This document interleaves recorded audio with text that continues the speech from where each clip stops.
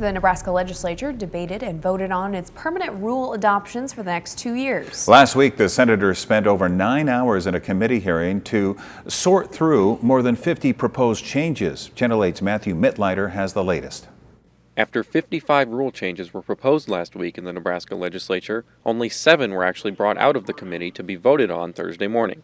Most of the changes were technical adjustments to the legislature's processes, like a change to lay out a timeline for public notice on rules debates, tweaks to the priority bill process, and a change to silence cell phones in the chamber.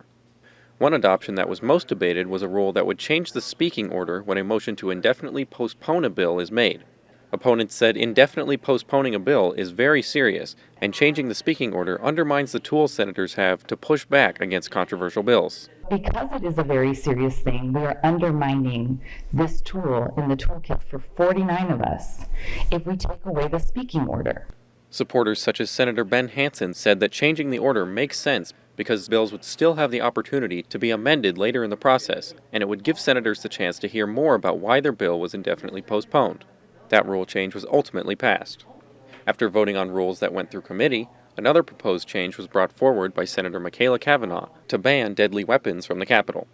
Several senators joined the debate, with those supporting the change saying since other government buildings like schools don't allow deadly weapons, they shouldn't be in the Capitol either. Let's think not only of our own safety, but the safety of our staff and our community. This does nothing to prohibit your right to bear arms, but we ask you to be mindful of the impression you create. Opponents said the rule would take away constitutional rights and that the term deadly weapons was too vague. I support the right to keep and bear arms. I support our Second Amendment. Just about anything could be used as a deadly weapon if somebody was trying hard enough, and I worry about the trickle-down effect of this rules change and how its interpretations could be used against those trying to testify in our Capitol.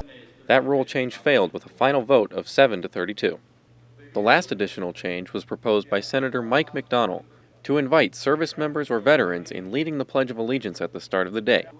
That change passed 44-0. Reporting in Lincoln, Matthew Mittleider, Channel 8 News.